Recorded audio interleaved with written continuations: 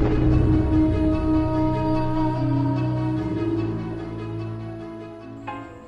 เคเนาะทุกคนยินดีต้อนรับเข้าสู่รายการ The Side Gamer เนาะและตอนนี้เราอยู่กันในช่วง The Side สอนโหลดเนาะเดี๋ยววันนี้จะมาพาสอนโหลดเกม Call of Duty Mobile Garena เนาะที่มันหาเขาออกมานั้นและ ID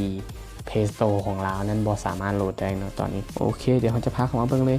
ก่อนอื่นเนาะเราเข้ามา Play Store ก่อนเนาะเข้ามา Play Store แล้วต้องบอกว่าเมลนี้ต้องมี2เมลเนาะเพื่อเอามาสลับให้เมลนึงเป็นเมลของไทยเนาะคือแบบที่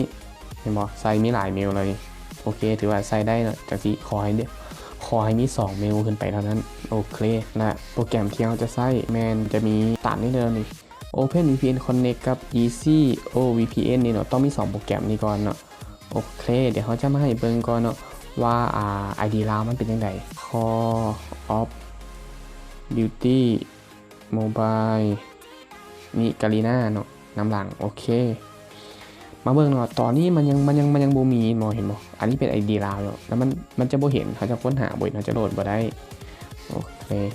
หลังจากนั้นเขามาเข้าที่VPN นี่เขามาเข้าที่ตัวสีเขียวนี่เนาะ Easy OVPN ที่เขาโหลดมา2แอปนี่เข้าไปตัวสีเขียวก่อนเลยโอเคเข้ามาเขาก็มาเข้าของบอลฮู้ปุ๊บถุงที่มันอยู่ทั้งรูมนี่นับ1 2 3ตัวที่3ตัวมันเป็นฮู้นี่โอเคกดโอเคเนาะหลังจากกดเข้ามาแล้วมันจะมี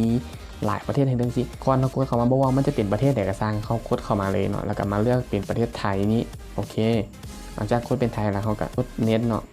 กดเพิ่มเข้าไปนี่บอกกดมาแล้วมันจะเขียนว่า import VPN profile เขาก็กดโอเคไปกดโอเคไปแล้วมันจะมีอย่างเช่นก็กดแอดไปเลยโอเคบอกแล้วมันจะเข้ามาเนาะมันจะเป็นรหัสเข้ามาอย่างที่โอเคเขาก็สามารถกดเปิดไปเลยหรือเปิด VPN ไปได้เลยโอเคหลังจากที่เขาเปิดมาแล้วมันจะเป็นสีเขียวแบบนี้แล้วเขาก็ไปเข้าที่ Play Store เลยโอเคเข้ามาที่ Play Store แล้วเขาก็ซับเมลเลยหลังจากเข้ามาที่ Play Store ก็ซับเป็นเมลอื่นเลยเลือกเมลอะไรก็ได้เนาะเมลนึงเป็น Lotte GG ก็ได้โอเคนี่เป็นเมลที่สร้างมาให้มูแต่โดนแล้วเนาะแล้วก็กดค้นหาแล้วก็นี่ Call of Duty Mobile Garena นี่เข้ามาเลยนี่มีแล้วเนาะทุกคนตอนนี้มันมีแล้ว Call of Duty Mobile Garena เข้ามาแล้วก็สามารถกดดาวน์โหลดได้เลยซึ่งบอกเลยว่าการโหลดที่